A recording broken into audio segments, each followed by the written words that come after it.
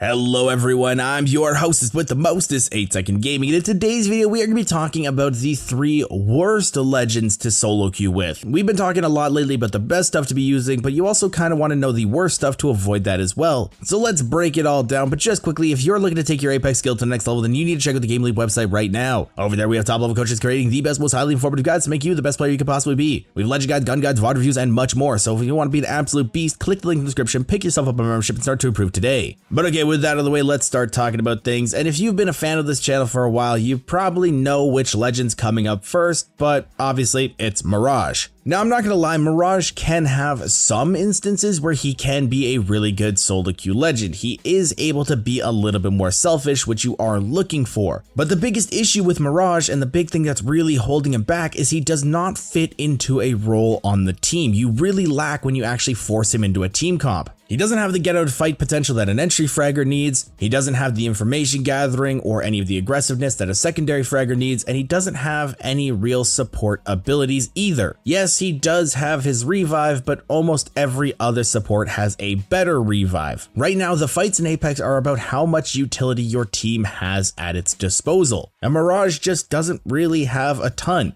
His decoys can be annoying to fight against, but once you actually understand how to counter them and what to look for, they're really easy to tell the difference. There are 3 main ways you can tell which Mirage is the real Mirage when you pop his ultimate. So once people actually understand that and are able to track you, you really lose a lot of your effectiveness. And the higher up in the ranks you go, the more likely you are to run into people that really understand that stuff. In lower elos, he can be a little bit more decent because people don't really understand a few things that can counter him, so you can get away with a lot of things. But as you're climbing through the ranks, it's better to just swap to a more useful character so you can start to learn them, and once you get to the higher ranks, you'll have a better understanding of how to play that new character. There's a reason that Mirage is consistently in the D tier, and it's really not different for the solo queuers either. Even though you're solo queuing, you still have to be useful to your team, so Mirage is just going to be on this list for the foreseeable future until they rework him. But even though I did talk about supports having stronger revives, another one of those actually does end up on this list, and that is Gibraltar. Now, Gibraltar used to be one of the strongest characters in Apex, and then he went through a little bit of a weak patch, but now he's actually making his way back into the meta. Shotguns are really strong right now, his bubble can be really effective, but it's really only strong when he's on a full 3-stack team that can help him get in and out of situations.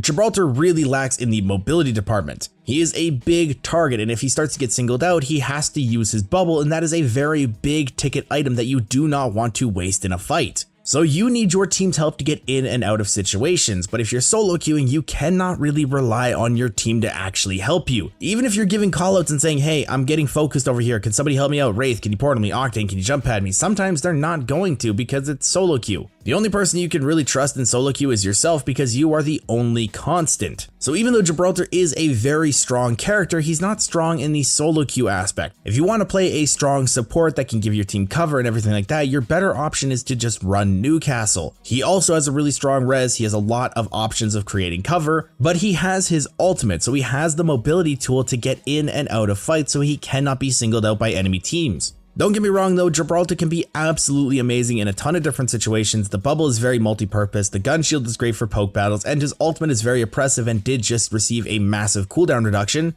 So he can be good, but again, only in a full 3-stack or maybe even at worst a duo stack. You have a duo that can help you, Gibraltar can be a good option, but for the solo queue players out there, he's really not the best pick. But that's our second legend covered, so now let's move into the third legend, and that is going to be Crypto. Now, Crypto, again, is another very strong legend, but not for solo queuing. Crypto has a very specific playstyle. He wants to play zone, he wants to sit on his Game Boy, he wants to make it to endgame where he can EMP multiple different teams. But if you're solo queuing, you can never guarantee that your team is actually going to want to do the same things that you want to do. Maybe they want to be a little bit more aggressive, maybe they want to play edge, but Crypto doesn't really shine there. His EMP can be useful in those situations, but again, he's not the most aggressive character, and he also does rely on his teammates again because he also lacks in mobility. He's not as big as Gibraltar, so he's not a walking target as much, but he is still pretty bad. You are a little bit more likely to get away with Crypto being in a solo queue environment because with the way the ranked is going, a lot more teams are opting to play zone. So you're more likely to find a team that actually does want to play in the center of zone and play for endgame, but it's not worth the risk of trying to roll the dice and see if your team is going to do that or not. Because if they don't, then you're losing a lot of Crypto's usefulness. It's better to play a different scan legend that gets information in fights like a Bloodhound. Now, just for the record, when I do talk about these, if these are the only legend that you find fun, absolutely play them. People have been able to solo queue to high ranks on every single legend. So yes, there is a time and place for every single character. This is just more of a blanket statement to cover the vast majority of players. But let me know in the comments which legend you hate the most getting on your team when you're solo queuing. And if you guys want to stay up to date with the latest and greatest Apex Legends tips, tricks, and news, don't forget to smash the like and subscribe button. Thank you so much for watching once again, mates. Gaming, and I'll see you guys in the next one.